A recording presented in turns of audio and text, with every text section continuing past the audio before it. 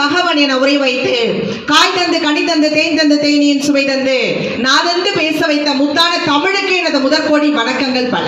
நல்ல ஜோரா ஒரு முறை கையை தட்டுங்க. அருமையான மக்கள், அருமையான ரசிக பெருமக்கள், அடேங்க அப்பா, செங்கல்பட்டுன்னு சொன்னா அது செங்கை, செங்கல்பட்டுன்னு சொன்னா அது செங்கை, நதிகளிலே புனிதமான ஆறு என்று சொன்னால் அது கங்கை, எஃபெக்டிவான ஆடியன்ஸ்னா அதுதான் சிவகங்கை. ரசிக பெருமக்கள் என்பதை சூப்பராக நிரூபித்துக் கொண்டிருக்கின்ற ரசிக பெருமக்களுக்கு என்னுடைய வணக்கத்தை கூறி, எங்க நடுவர் அவர்கள் பாத்தீங்களா, அடிச்சு பெஞ்சா மழை, அசையாம நின்னா செல, மீன் பிடிக்க வேணும் வலை, பட்டிமன்றம்னா எங்க ஐயா காளை மாமணி ஐயா நடுவர் ஐயா தான் எப்பவுமே தலை என்பதை அருமையாக உட்கார்ந்து பார்த்தீங்களா எங்க ஐயா. அடேங்க அப்பா, ஆமா என்ன பிரச்சனைன்னு தெரியல. அடேங்க அப்பா, கனிந்த மனம்தான், கனிந்த மனம்தான், பணமே வேணாம். இந்த பட்டிமன்றம் முடிச்சுட்டு போறப்ப அவருக்கு ஒரு முடி தேங்காயும் ஒத்த வாழைப்பழமையும் வெத்தலை பாக்கையும் வச்சு கையில கொடுத்தாரு. பணம் வேணான்னு சொல்லிட்டு போயிருக்காரு. ஆனா நீங்க என்னமா என் பொழப்புல கை வைக்கிறீங்க? விஜயகுமாரிக்கே தாங்க முடியும்னா அப்புறம் எனக்கு அதான். ஒரு காலகட்டத்துல எல்லாம் பாத்தீங்கன்னா உடைந்து போன வீடுகள் இருந்துச்சு, உடையாத உறவுகளோட நாம வாழ்ந்துட்டு இருந்தோம். ஆனா இன்னைக்கு பாருங்க, உடையாத வீடுகள் இருக்கு, உடைந்து போன உறவுகளோட இன்னைக்கு வாழ்ந்துட்டு இருக்கோம்னு சொன்னா இவங்களுடைய கனிந்த மனம் எங்க இருக்குன்றதுதான் என்னுடைய கேள்விங்க. நான் இன்னைக்கு காலையில பஸ் ஸ்டாண்ட்ல இறங்குறப்ப ஒரு ஆட்டோ ஒண்ணு என்ன கிராஸ் பண்ணிச்சுங்க. அந்த ஆட்டோல எழுதி போட்டிருந்துச்சு, கருவறை முதல் கல்லறை வரை சில்லறை தேவைன்னு எழுதி போட்டுச்சு. அது ஆட்டோக்காரனுக்கு தெரிஞ்சிருக்கு, இவங்க ரெண்டு பேருக்கு ஏன் தெரியலன்றதுதான் என்னுடைய கேள்வி நடுவர்களே. ஒரு காலகட்டத்துல எல்லாம் குழந்தை எப்படி அழும், குவா குவா அப்படின்னு அழும். ஆனா இப்ப பாருங்க, ருவா ருவா ருவான்னு அழுவுது நடுவர்களே. யோசிச்சு பாருங்க, பணம் இல்லைன்னா முடியுமாங்க? இன்னைக்கு நர்ஸ் முதல் நர்சரி கிளாஸ் வரை என்ன தேவைன்னா பணம் தேவைங்க. ஃபீஸ் கட்டினாதான் அவன் டேடி, இல்லைன்னா அதை போறான் பாரு கேடின்னு சொல்ற நிலைமை இன்னைக்கு இருக்குன்னு சொன்னா பணம் எவ்வளவு முக்கியம் நடுவர் அவர்களே. யோசிச்சு பாருங்க, இன்னைக்கு ஒரு விஷயம் தாங்க, கருப்பை இல்லைன்னா குழந்தை பிறக்க முடியாதுங்க, இறப்பை இல்லைன்னா உணவு உண்ண முடியாது, பணப்பை இல்லைன்னா இந்த உலகத்துல வாழவே முடியாது நடுவர் அவர்களே. பணம் அவ்வளவு முக்கியமான ஒரு விஷயம் இருக்குங்க. நான் தெரியாம தான் கேட்கிறேன், இங்க எல்லாரும் குணம் குணம்னு வந்து பேசிட்டு போனார்ல, இங்க ஆண்கள் அதிகமா உட்கார்ந்துருக்கீங்க, பெண்கள் அதிகமா உட்கார்ந்துருக்கீங்க. இங்க உட்கார்ந்து இருக்கிற ஆண்களை பார்த்து நான் கேட்கிறேன், குணம்னு வந்து பேசுறீங்கள, குணம் தான் சிறந்ததுன்னு வந்து பேசிட்டு போயிருக்காரு. ஆண்களை பார்த்து நான் கேட்கிறேன், உங்க மனசாட்சியை தொட்டு சொல்லுங்க, இதே பொண்டாட்டி தான் எனக்கு 7 ஜென்மத்துக்கும் பொண்டாட்டியா வரணும்னு சொல்றவங்க எல்லாம் கையை தூக்குங்க. பாவி மக்கா, எப்படி குடுங்கல்ல ஓடிக்கிட்டு இருக்கு பாத்தீங்களா வாழ்க்கை, பாத்தீங்களா? அப்படியே பூத்து குழுங்குதான் மனம். ஆனா எங்க தாய் குழந்தைகளை பார்த்து கேட்கிறேன், இதே புருஷன் தான் எனக்கு 7 ஜென்மத்துக்கும் புருஷனா வரணும் சொல்ற அக்காங்கல்ல கையை தூக்குங்க. ஏன் தெரியுமா? ஓட்டு அதிகமா இருக்கு. இது மாதிரி ஒரு இழிச்ச வாயம் வேற எந்த ஜென்மத்துல நமக்கு கிடைக்க போறாங்க? ஏங்க அப்பா இல்லம்மா, இந்த கேமராக்காரன் இட்டு திருப்பி வேற எடுத்து விட்டாரு. நாளைக்கு நம்ம வீட்டுக்காரர் கை தூக்கலன்னா நம்மளை ஒரு வழி பண்ணிடுவாரு அப்படின்னு கூட அப்படி பயந்துகிட்டா கை தூக்கிருக்கலாம். நடுவர் அவர்களே, எல்லாரும் என்ன நினைக்கிறோம், வானத்தை போடல வர சின்ராசு மாதிரி மாப்பிள்ளை வேணும்னு எதிர்பார்க்கிறோம். ஆனா வரதெல்லாம் நமக்கு பாக்கியலட்சுமியில வர கோபி மாதிரி வந்து அமையும். நாம என்ன பண்றது நடுவர் அவர்களே? யோசிச்சு பாருங்க, அந்த கோபியை திருத்தணும்னா பணம் தானேங்க தேவைப்படுது. ஒரே ஒரு விஷயங்க, பெண்கள்லாம் ஏன் தெரியுமா மேட்சா ட்ரெஸ் போட்டுக்கிறாங்க?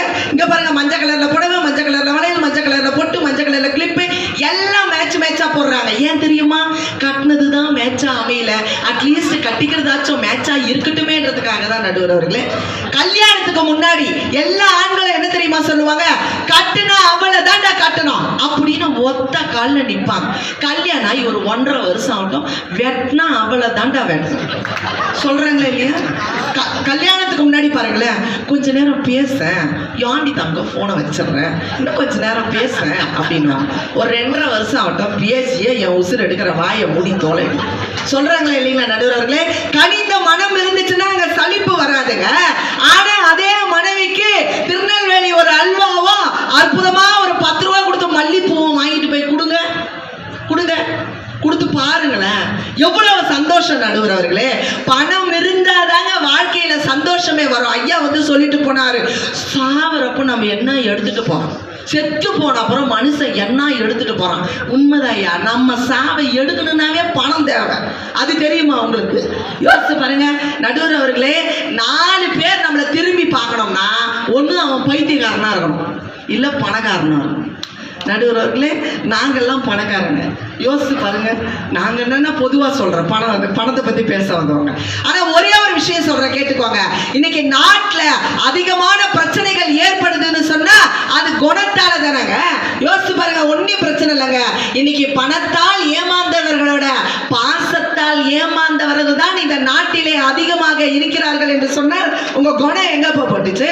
ஒரு பெரிய பணக்காரர் இறந்துட்டாருங்க, அவர் கொண்டு போய் நேரம் சுடுகாட்டுல புதைக்க போறாங்க. அப்ப வெட்டியா சொன்னாரு, நீங்க எல்லாம் போங்கய்யா, அவரை நான் புதைச்சிட்டு போறேன் அப்படின்னாரு. கூட இருக்கிறவர் சொன்னாரு, இல்ல இல்ல நான் கூடவே இருக்கேன் அப்படின்னாரு. அதெல்லாம் கிடையாது, நீ போயா அப்படின்னாரு. சரின்னு போய் அவர் போய் ஓரமா நின்னுட்டாரு.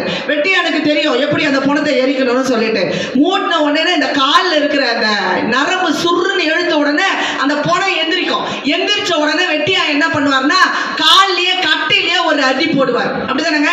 போட்ட உடனே அந்த பணம் என்ன ஆகிடும், அப்படியே படுத்துருங்க. ஆனா அந்த பெரிய மனுஷன் ஒருத்தர், பணக்காரர் ஒருத்தர் இறந்துட்டார்ல, இறந்துட்ட உடனே அவர் அதே மாதிரி டீ மூட்டினாரு. அந்த பணம் எந்திரிச்சிச்சு. உடனே வெட்டியா கட்டையெல்லாம் அடிக்க போனார். கூட நின்றுட்டு இருந்த பத்தியா அவன் கிடுகிடுன்னு ஓடி வந்தான், அடிக்காத அடிக்காத அப்படின்னா. அப்புறம் எப்படி பணம் படுக்கும் அப்படின்னார். அமைதியா இருன்னு சொல்லிட்டு அந்த பணத்தை காதுல போய் அவன் கூட வந்தவன் ஏதோ சொன்னான், பணம் படுத்துருச்சு. அவன் என்ன சொல்லியிருப்பான்? வராத பணம் வட்டி எல்லாம் வந்துருச்சு, நீ படுத்துக்கோயான்னா படுத்துருச்சு. பணம்னா பணமே எந்திரிச்சு நிக்குதுங்க. இவங்க ஏன் உட்கார்ந்து இருக்காங்கன்னு தெரியல. நடுவர்களே யோசிச்சு பாருங்க. இன்னைக்கு டிவிஎஸ் 50 எடுத்துட்டு வந்தா ஹாய்னு சொல்றாங்க, ஹீரோ ஹோண்டால வந்தா ஹலோன்னு சொல்றாங்க, மாருதியில வந்தா ஐ லவ் யூன்னு சொல்றாங்க. அத்தனையும் வாடகைன்னா அண்ணான்னு சொல்லிட்டு போயிடுறாங்களே. உங்க மனம் என்ன பண்ணுதுங்க? இன்னைக்கு காதல்ல பாருங்க, பெத்தவன நெத்தியில 8 நாவா அல்லது 1 ரூபாய் தானே வச்சிருக்கான். ஆமா, அவன் வாங்கின கான்ட்ராக்ட் சர்டிபிகேட்டா தொங்க விட்டுருக்காங்க. மனுஷன் சாகரப்பையாவது இந்த ரூபாயோட போட்டோம்னா நெத்தியில அந்த ரூபாயை வச்சு புதைக்கிறான். தெரிஞ்சுக்க சொல்லுங்க, நோட் பண்ண. நடுவர் அவர்களே, எதனால முடிஞ்சு போகுது நடுவர் தெரியுமா? நடுவர்களே, இன்னைக்கு பெட்ரோலால் பிரிகிற காதலை விட பைக்ல பெட்ரோல் இல்லைன்னா பிரிகிற காதல் தான் இன்னைக்கு அதிகமா இருக்கு. நடுவர் அவர்களே, ஒரு காதலை ஏகப்பட்ட பஞ்சு டைலாக் அடிக்கிறீங்களா? இது பூரா அப்படியே சினிமால வந்துரும் பாருங்க. நடுவர் அவர்களே, அன்பை காட்டும், அப்பாவின் கை அறிவை காட்டும், நண்பனின் கை ஃபிகரை காட்டும். பணம் இல்லைன்னா ஃபிகரின் கை டாட்டா மட்டும்தான்டா காட்டும் மச்சான் அப்படிங்கறத அவங்க மறந்து போயிருக்காங்க. நடுவர் அவர்களே, யோசிச்சு பாருங்க. இன்னைக்கு ஒரு பெரிய பால்ய சிநேகிதர்கள் 2 பேர் ரோட்ல பேசிக்கிட்டு போறாங்க.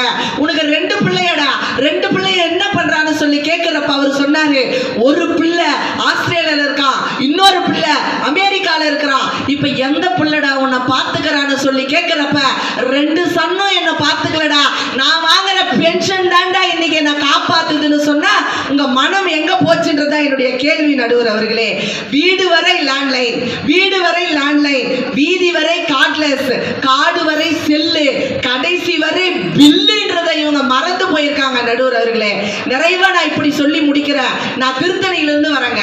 திருத்தணி பக்கத்துல தான் நம்ம பெருமாள் இருக்காரு, திருப்பதி பணக்கார அவரு. ஒரு நாள் நான் திருப்பதிக்கு போயிருந்தேன். எனக்கு முன்னாடி ஒரு 4 பேர் நின்றுட்டு இருந்தாங்க.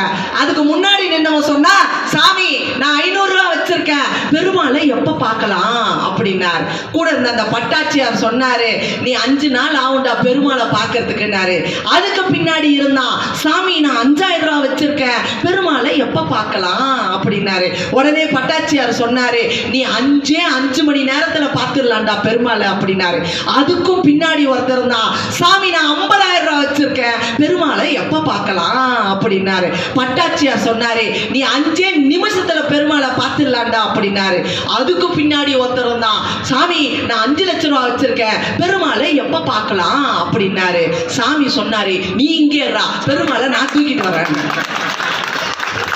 நடுவர் அவர்களே, இது தெரியாம அவங்க பேசிட்டு இருக்காங்க. ஒரு காலகட்டத்துல அப்பாக்கு தெரியாம அம்மா நமக்கு காசு கொடுத்தாங்க. ஆனா இன்னைக்கு மனம்னு பேச வந்த வந்திருக்கீங்களே, பொண்டாட்டிக்கு தெரியாம இன்னைக்கு அம்மாக்கு காசு கொடுக்குறீங்கன்னு சொன்னா உங்க மனம் என்ன செய்யுது அப்படிங்கறத என்னுடைய கேள்வி என்று சொல்லி, நானும் என் அம்மாவும் பீடி சுற்றுகிறோம், என் அப்பா ஊர் சுற்றுவதால் என்று 8வது படிக்கிற ஒரு சிறுமி அவர் கவிதை எழுதுகிறாள் என்று சொன்னால், பணம் இந்த உலகத்திலே எவ்வளவு முக்கியம் என்பதை செருப்பு தைக்கிற கூலி தொழிலாளியை போய் சென்று கேட்டு பாருங்கள். பணமே இல்லாமல் தினமும் பட்டினியாய் கிடக்கிறவரை போய் கேட்டு பாருங்கள். பணம் ஒரு மன நிறைவான மகிழ்ச்சிக்கு காரணம், பணம் தான் காரணம் என்று சொல்லி